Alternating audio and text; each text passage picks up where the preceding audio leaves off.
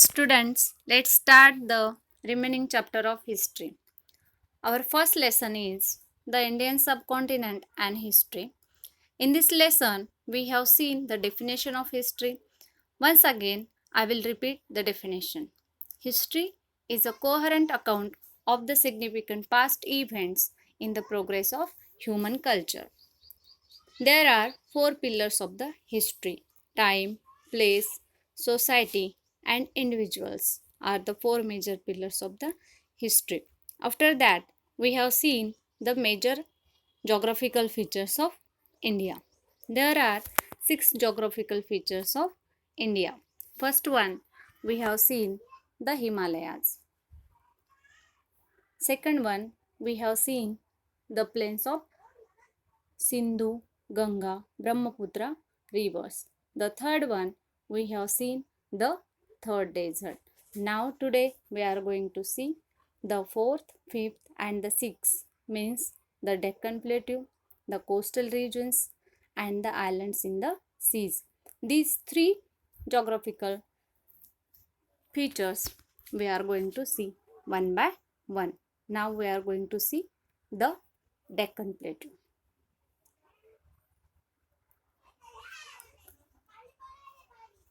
Students, the Deccan Plateau.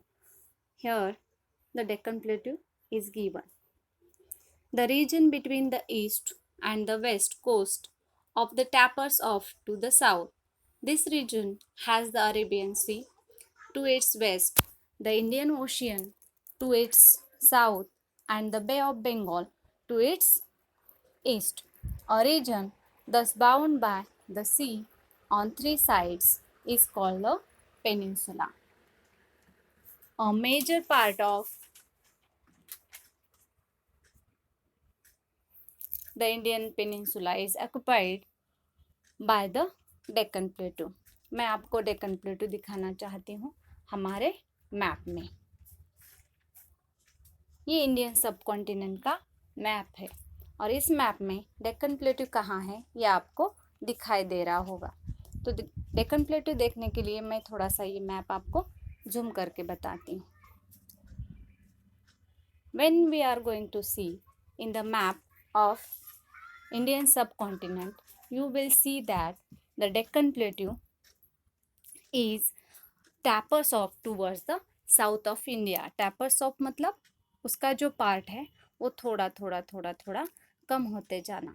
तो यहाँ पे आपको दिखाई दे रहा होगा इस मैप में कि ये जो डेक्कन प्लेट्यू है यहाँ पे देखो ये जो साउथ का पार्ट है उसका थोड़ा थोड़ा थोड़ा थोड़ा कम होते हुए हमें नज़र आ रहा है और यहाँ पे जो उसका एरिया है वो यहाँ पे हमें ज़्यादा दिखाई दे रहा है.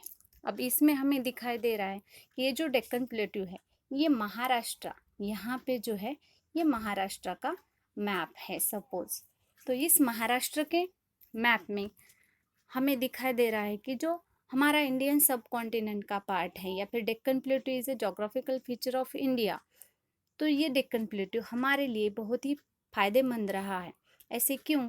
क्योंकि बहुत सारे जो एंशियंट सिविलाइजेशंस हैं, किंगडम्स है, लाइक स्वराज्य, लाइक मौर्य एम्पायर, वो कहाँ पे इमर्ज हुए हैं? तो वो हुए हैं on the Deccan plateau. Maurya empire में हमने देखा है कि सम्राट चक्रवर्ती अशोक और उसके साथ साथ चंद्रगुप्त मौर्य. स्वराज में जब हम देखते हैं तो शिवाजी महाराज ने स्वराज इस्टेब्लिश किया. Swaraj established by the Shivaji Maharaj.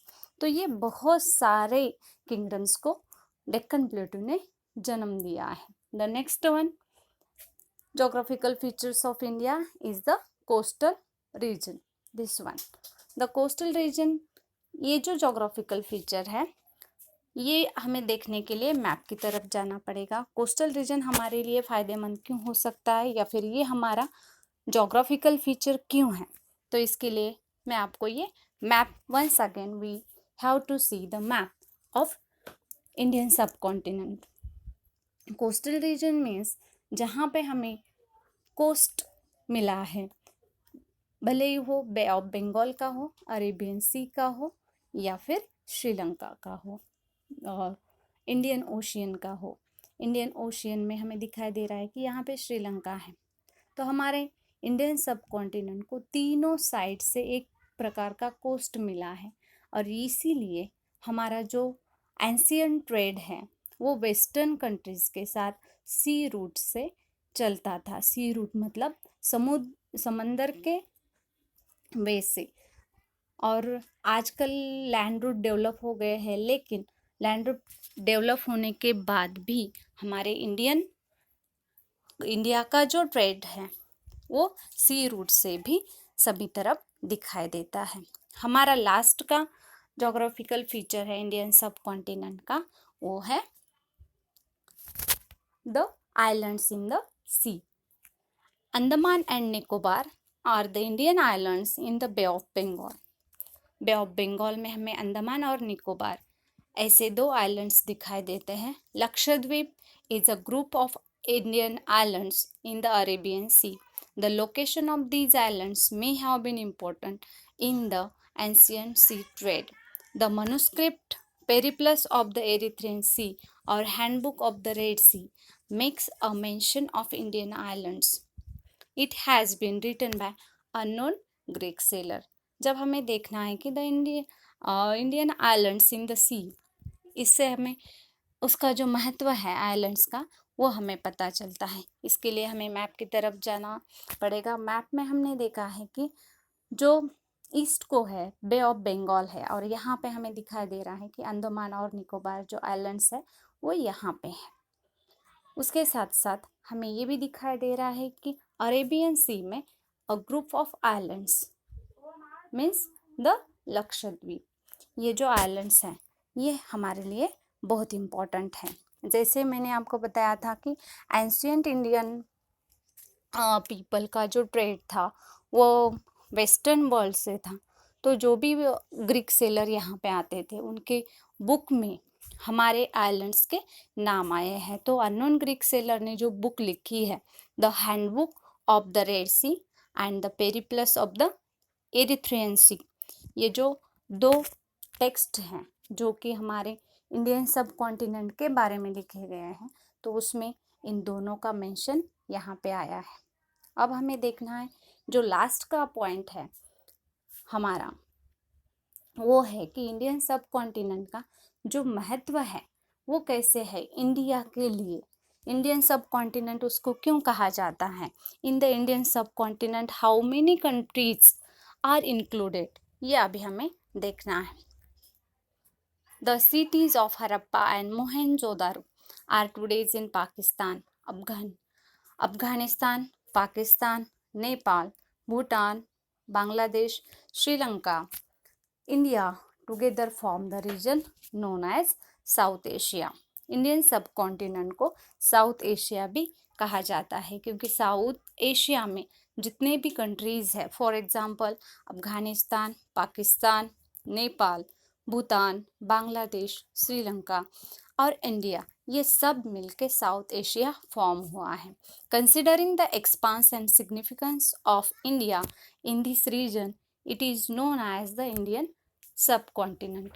The Harappan civilization had spread mainly in the north-western part of Indian subcontinent. अब जब देखते हैं कि इतने सारे 7 कंट्रीज इंक्लूड होने के बावजूद भी इस कॉन्टिनेंट को इंडियन सब कॉन्टिनेंट क्यों कहा जाता है, because the significance means the importance. जो हमारा इंडिया का महत्व है, क्या महत्व है कि इंडिया इज़ अ पेनिनसुला, उसको तीनों साइड से एक वाटर ने उसको घेर लिया है और इसके लिए वो ट्रेड रूट सी वेज से कर सकता है। इतना ही नहीं बल्कि उसका जो कंसल्ट है वो वेस्टर्न कंट्री के साथ with the help of trade वो सबके साथ आ गया था। इसीलिए अब जोग्राफिकल फीचर्स तो हमने देखे ही है, तो जोग्राफिकल फीचर्स में हमें पता चलता है कि इंडिया कितना महान है, या फिर हमारे इंडियन सब कॉन्टिनेंट में इंडिया का महत्व सबसे ज़्यादा क्यों है। हड़प्पन जैसे एंशिएंट सिविलाइजेशन भी इंडिया में